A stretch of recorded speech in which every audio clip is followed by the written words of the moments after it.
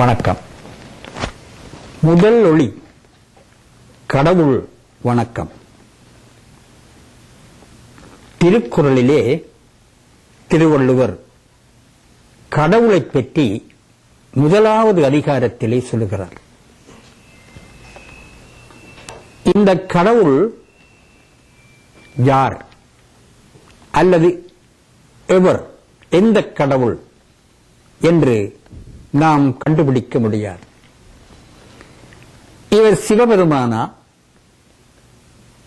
விஷ்ணுவா, இயேசுவா, அல்லாவா என்று நாம் கண்டுபிடிக்க முடியாது.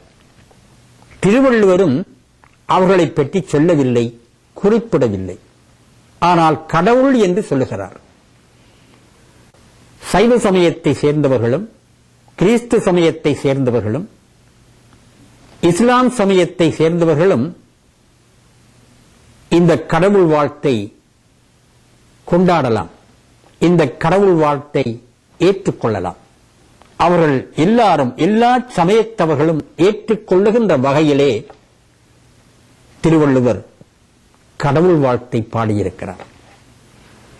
அந்த கடவுளுடைய குணங்களை சொல்லி வழிபாடு செய்ய சொல்லி இருக்கிறார், வழிபாடு செய்திருக்கிறார். ஒரு அடையாளம் சொல்லுகிறார். கடவுளுடைய ஒரு அடையாளம் அங்கே வருகிறது. அது கடவுளுடைய கால்கள், திருவடிகள், பாதங்கள். எல்லா கடவுளுக்கும் ரெண்டே ரெண்டு கால்கள் தான். சிவபெருமானுக்காக இருக்கலாம், கிருஷ்ணராக இருக்கலாம், இயேசுவாக இருக்கலாம், அல்லாவாக இருக்கலாம். யாராக இருந்தாலும் எல்லாருக்கும் இருப்பது ரெண்டே ரெண்டு கால், திருவடிகள் என்று அதனை திருக்குறளிலே கூறுகிறார், குறிப்பிடுகிறார். இந்த கடவுள் வணக்கம் குறித்து பலவிதமான கருத்துக்கள் உண்டு. ஒரு காலத்திலே, திருவள்ளுவருடைய காலத்திற்கு பிற்பட்ட காலத்திலே, திருவள்ளுவருக்கு முன்னாலும் இருந்திருக்கிறது தான், ஆனால் அதிக வீச்சோடும் விளக்கத்தோடும் அது இல்லை. பின்னால் வந்திருக்கிறது கடவுள் மறுப்பு கொள்கை என்பது.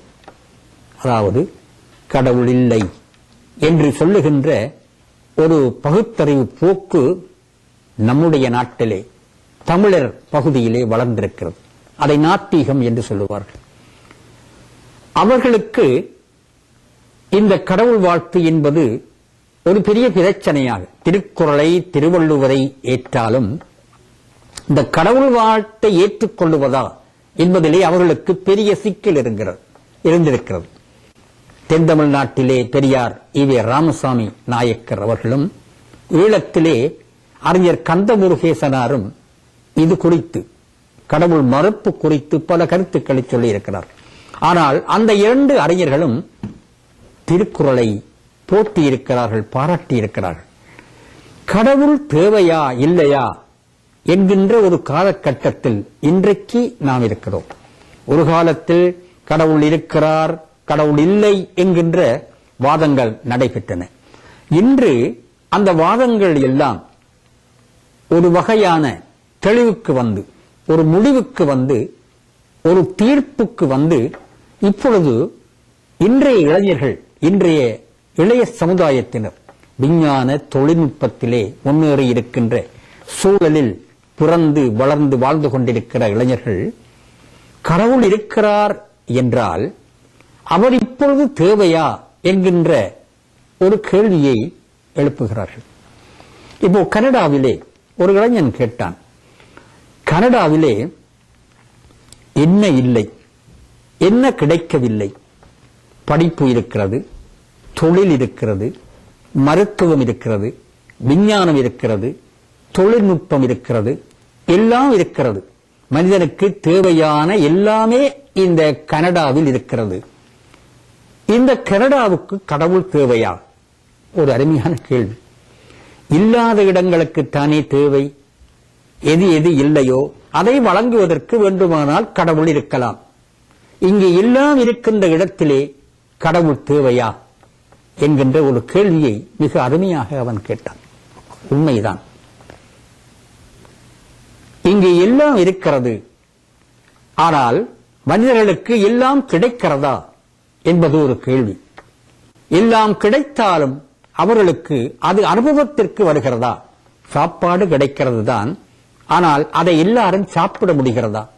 சிலருக்கு நோய்கள் காரணமாக சில உணவுகளை உட்கொள்ள முடியாமல் இருக்கிறது. அதுபோல மருத்துவம் இருக்கிறது. பலவிதமான வருத்தங்களை, நோய்களை நீக்குகின்ற வல்லமை கொண்ட மருத்துவம் இருக்கிறது.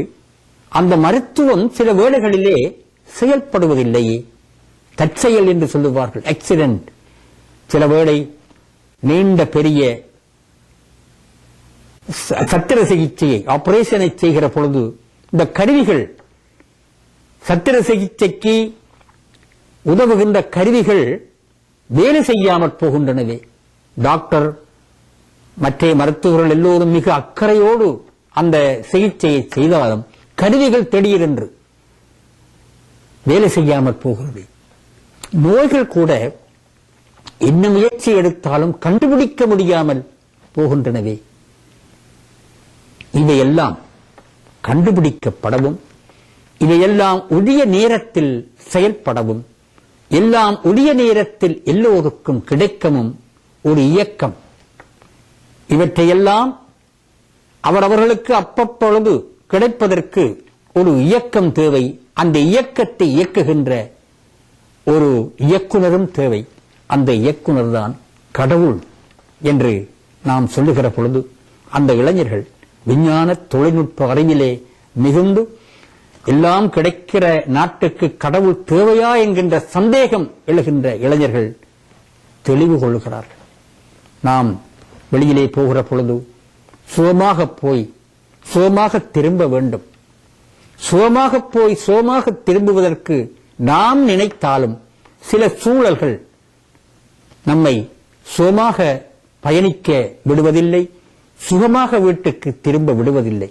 எனவே எல்லாம் சுகமாக கிடைப்பதற்கு, எல்லாம் அந்தந்த நேரத்தில் சரியாக நடைபெறுவதற்கு ஒரு தலைவன், வீட்டுக்கு ஒரு தலைவன் இருக்கிறானே, நாட்டுக்கு ஒரு தலைவன் இருக்கிறானே, அதுபோல் நம்முடைய வாழ்க்கைக்கு ஒரு தலைவனாக இருப்பவன் தான் கடவுள். அந்த கடவுளைத்தான் முதலாவதாக திருக்குறளிலே திருவள்ளுவர் முன்வைத்து வணங்குகிறார். கடவுள் வாழ்த்து என்கின்ற அதிகாரத்திலே கடவுளை பற்றி சொல்லுகிறார். அறவாளி அந்தணன் தாழ் சேர்ந்தார்க்கு அல்லால் பிறவாளி நீந்தல் அரிது என்கிறார். பிறவி பெருங்கடல் நீந்துவர் நீந்தார் இறைவன் அடி சேராதார் என்கிறார். அகர முதல எழுத்தெல்லாம், முதலாவது குறள், அகர முதல எழுத்தெல்லாம் ஆதி பகவன் முதற்றியே உலகு என்கிறார். எனவே இந்த உலகம் இயங்குவதற்கு எப்படி மொழிகளிலே அகரம் என்கின்ற ஆனா, தமிழுக்கு ஆனா முதலெழுத்து, ஆங்கிலத்திற்கு ஏ முதலெழுத்து எப்படி அவசியமாக இருக்கிறதோ, அதுபோல் இந்த உலகத்தினுடைய சரியான முறையான இயக்கத்திற்கு கடவுள் இருக்க வேண்டும். அந்த கடவுளை நாம் வழிபட்டுக் கொண்டு வாழுவோம். நாம் வழிபட்டுக் கொண்டு வாழ வேண்டும்.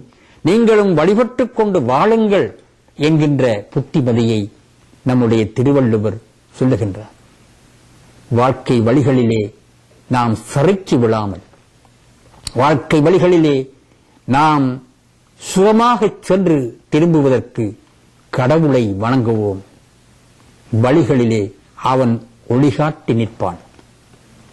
மீண்டும் திருவள்ளுவரோடு சந்திப்போம். வணக்கம்.